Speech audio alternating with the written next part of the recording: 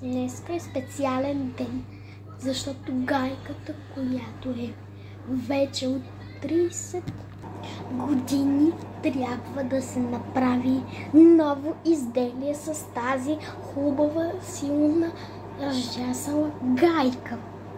Така. Има яйца. Ето ги яйца. Но не знам за какво са ми. Така. И я чакайте, оправя малко.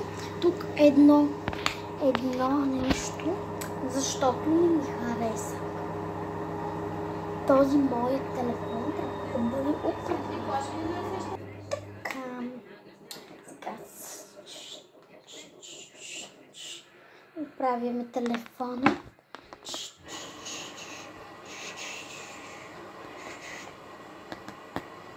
Оправям.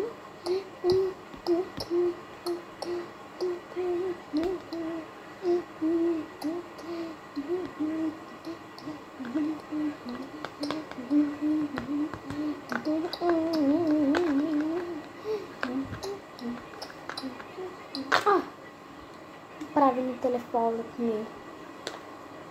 Сега трябва да измисля, че тази гайка ще я оставя тук. И аз отивам в магазина.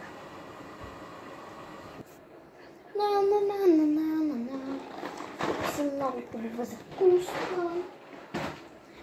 Но сега трябва да видим къде ми е гайката. Няма ми е гайката. Къде отишла гайката? Аз живея сам. Някаква гайка е дошла. Някой ми е откраднал гайката. Просто да търсим.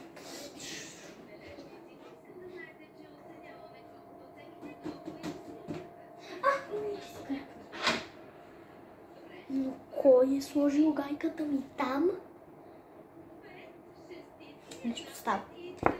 Така че трябва всичко да се оправи по план да стане, защото не може такова нещо да се случи пък на мен.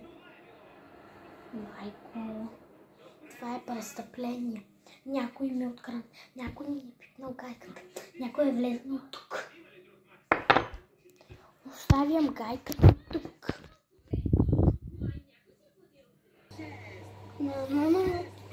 Значи всичко се оправя по план. Гайката ми я няма отново. Какво да правя? Гайката ми някъде отиде.